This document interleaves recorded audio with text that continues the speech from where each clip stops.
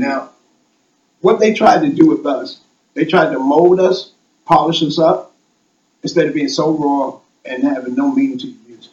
So they did that with us.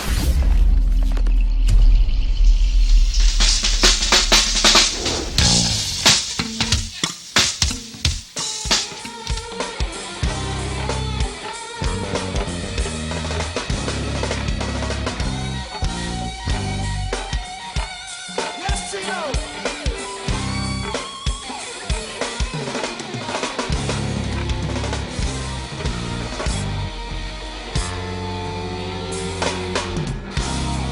That's Tino on good time, y'all. Give it up, ladies and gentlemen. Whole house free. Hey, is everything ready, man? Thank you. What's happening, brother? Oh, I've come all the way from Hollywood to Buckman. Hey y'all, this party look like it's gonna be better. The way I look at it, I mean, people know who I am, and people, they label Tino plays rock. Sure, I play rock, but I can play other types of music too. Because during my younger years, I was playing with a lot of the singing groups that were at that period of time. You know, like Church 4, Skip Harmony and the Casuals. I was playing guitar. I was like a child, you know, and they would sneak me into these clubs because I was underage. So the band manager, he said, well, told my mom, he said, well, look, I'll have money my way. And that's how I got to know and started working with, seasoned musicians. So you have to step your game up because, hey, these guys are on point. So I got to be tight too. And then one day, I'm in junior high school, and Sugar Band came up to my junior high school.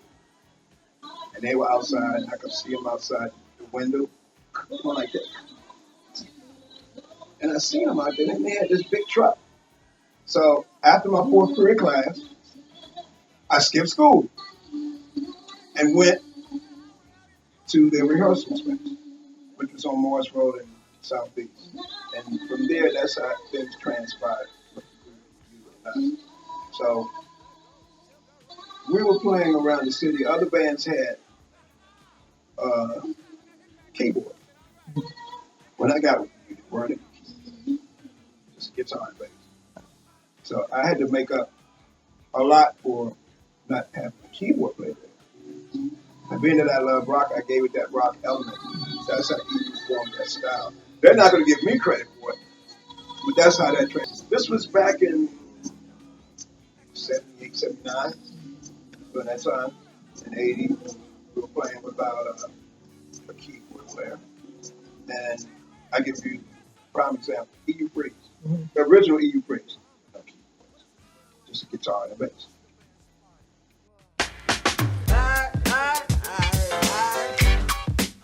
Sing it.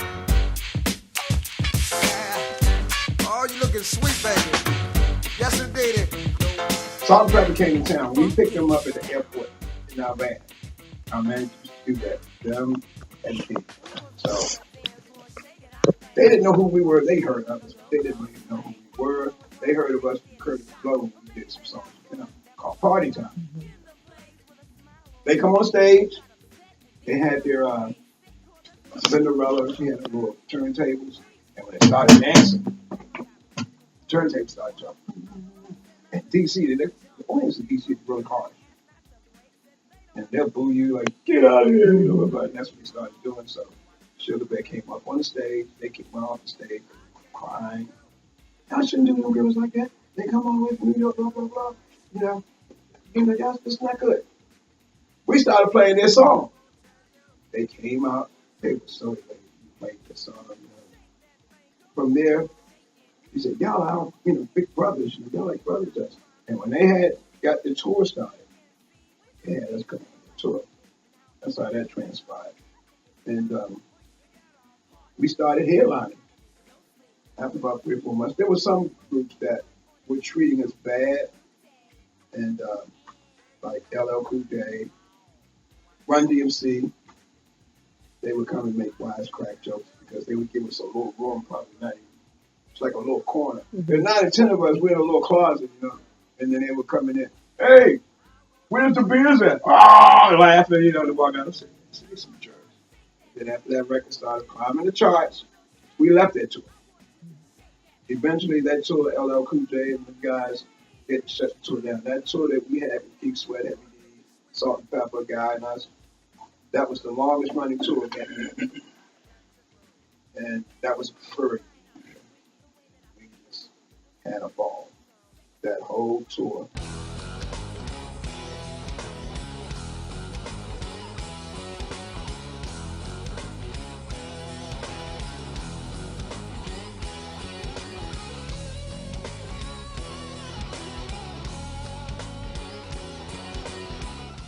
I was in Montana for, I think, 3 days.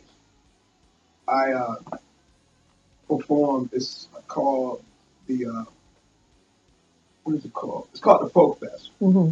They do that every year. Last year before that, they did it in Boston. And when I did the show there in Montana, the whole town just fell in love with me. I'm like, wow, really? And I met this club owner, her husband. He said, come on over to my club. It's called the Silver Dollar Club. I said, okay, and people would come to me. Look, I'll give you $2, $3, $4 if you sign me an autograph. I'm like, no, I'll give you an autograph for free. No. But I was humbled that they were willing to give me money for an autograph. But that evening, Bear, his lady friend, and I went to this club. Now, we had security guy. He was security. He lived there. We got out of the van. We started walking down the street. And the kids, it was like it looked like a little Georgetown. So when they saw me, they saw me. Oh, EU, oh man, where's White Lightning?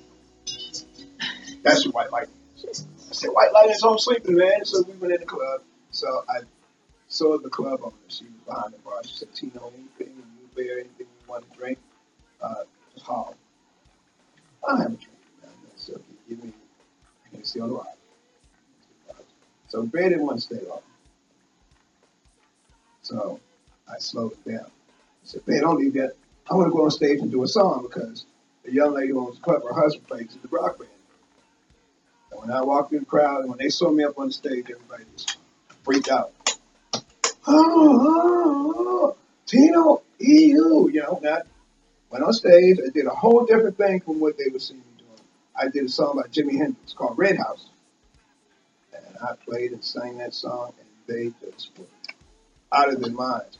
Even Bear was out of his mind because he didn't know that I could take it to that level. I said, Bear, you've been lost for a long time. You and I played together years. You know I can play like that. By the time we got back to the hotel, everybody at the hotel already heard about it. The whole town knew what. So it was funny.